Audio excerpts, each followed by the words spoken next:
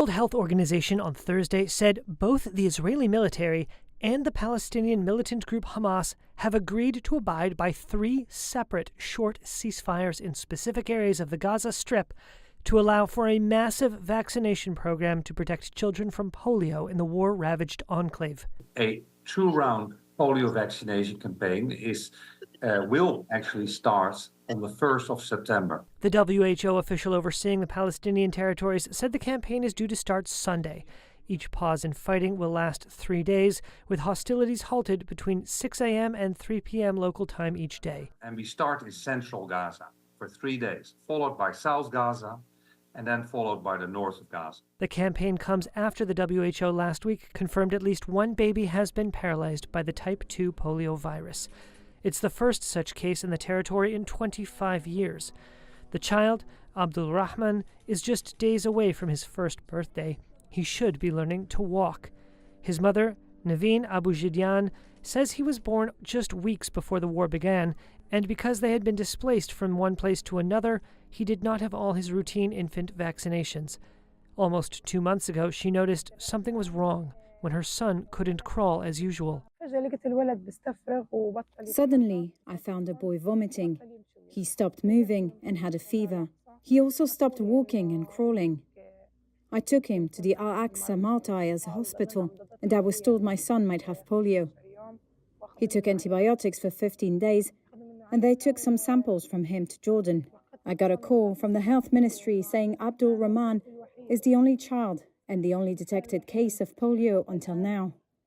It was a shock for me.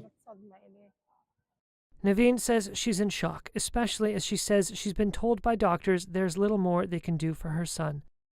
He is my only baby boy. It's his right to travel and be treated. It's his right to walk, run and move like before. It's his right to get the proper treatment, travel, get out and get his chance at life. It is unfair that he stays in this tent without care or attention. Poliomyelitis is a highly infectious virus primarily spread through the fecal-oral route. It can invade the nervous system and cause paralysis. Cases of polio have declined by 99% worldwide since 1988, thanks to mass vaccination campaigns and efforts to continue to eradicate it completely. The UN says it is now preparing to vaccinate an estimated 640,000 children in Gaza. The latest bloodshed in the decades-old Israeli-Palestinian conflict was triggered on October 7th when the Palestinian Islamist group Hamas attacked Israel, killing 1,200 and taking about 250 hostages, according to Israeli tallies. Israel's subsequent assault on the Hamas-governed enclave has since killed over 40,000 Palestinians, according to the Hamas-run health ministry.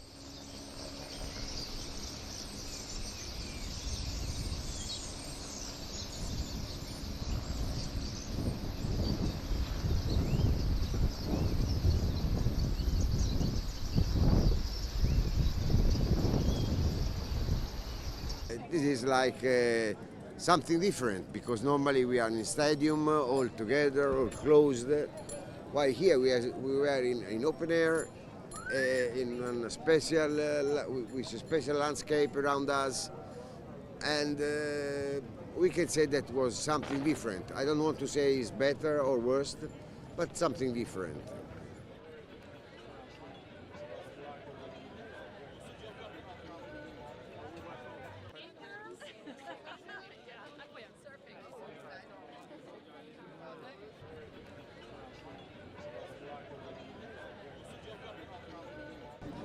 Franchement, pour moi, j'ai trouvé que c'était incroyable. Le moment le plus émouvant, c'est quand la délégation française est arrivée.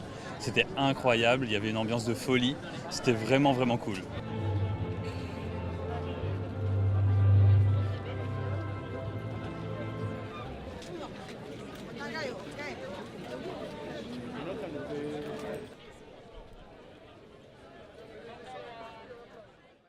A crude oil tanker recently attacked by Yemen's Houthis is leaking oil, but the barrels of crude oil on board remain intact.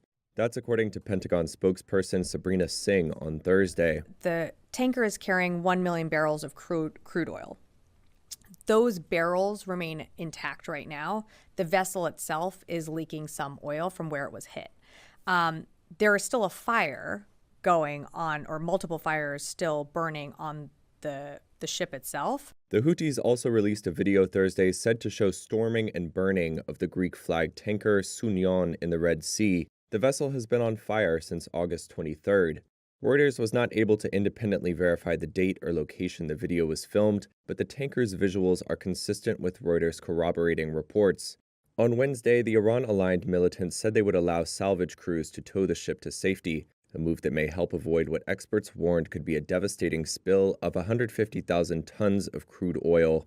As salvage operations began on Sunyon, the EU's Red Sea naval mission Aspides said on Thursday that no oil spill has been detected. The Houthis have launched more than 70 attacks on commercial ships in solidarity with Palestinians in the war between Israel and Hamas in Gaza. In their 10-month campaign, the group has sunk 2 ships and killed at least 3 crew members. That has disrupted global trade by forcing ships to avoid the Suez Canal shortcut. The Houthis said in a televised speech they attacked the tanker in part because the Athens-based company Delta Tankers violated its ban on, quote, entry to the ports of occupied Palestine. A new Reuters Ipsos poll showed that Democratic presidential nominee Kamala Harris has widened her lead over her Republican rival, Donald Trump. The poll, published on Thursday, showed Harris with 45% support among registered voters, while Trump had 41%. Trump's problem today is that he's behind and he's running out of time. Dr. Hank Scheinkopf, political consultant at Scheinkopf Communications, says women voters are helping to widen Harris's lead. Part of what's moving the women's vote certainly is reproductive rights issues across the country. The Supreme Court's ruling outlawing Roe versus Wade, the Dobbs decision, motivating voters to turn out to vote for someone who, frankly, supports what they think is most important. Reuters recently spoke to voters in Phoenix, Arizona, including Claudia Lohman, an immigrant who arrived in the U.S. at the age of 7. She said she is most concerned about reproductive rights.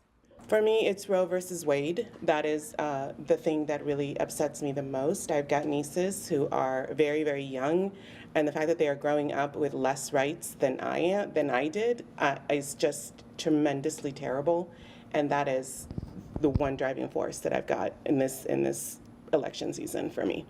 The new Reuters Ipsos poll showed Trump led among white voters and men, both by similar margins as in July. American men are paranoid and concerned about the changing economic system, about the jobs that they can't fill, that they don't know how to fill. Technology is a threat. And frankly, the fact that the United States, for the first time in its history, more than 50% of the people who live here cannot identify as Europeans going back in their family history. Since President Joe Biden ended his candidacy, Harris has gained ground against Trump.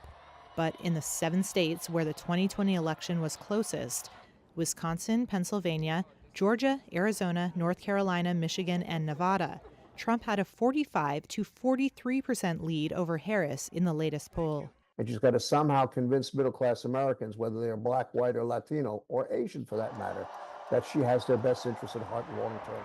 NASA aims to undock the troubled Boeing Starliner capsule on September the 6th without any crew. That's according to the space agency on Thursday. The Starliner had run into issues with its propulsion system, with glitches detected within the first 24 hours of its flight to the International Space Station, making a crewed return too risky. The 2 astronauts who flew in the Starliner to the ISS in June were only meant to be there around 10 days. But NASA and Boeing kept extending their stay as the craft's issue became clear. And last week, the agency decided the pair would have to wait until February next year to return in a different vehicle from SpaceX.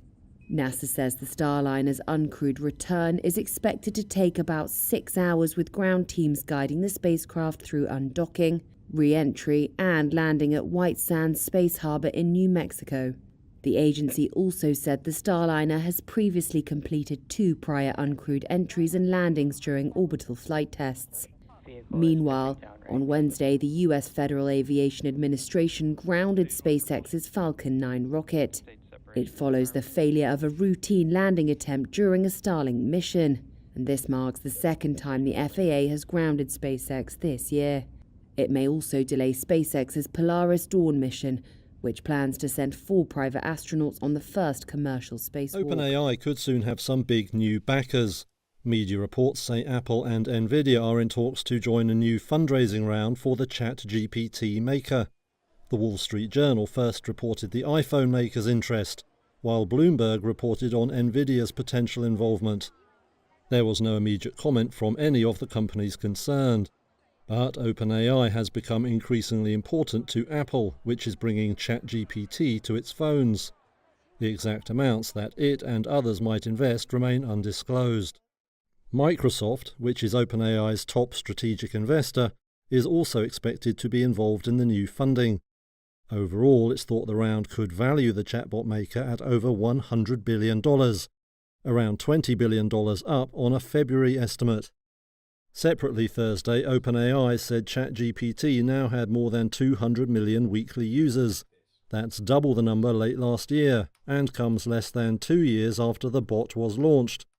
The outfit, run by Sam Altman, says 92% of Fortune 500 companies are now using its products.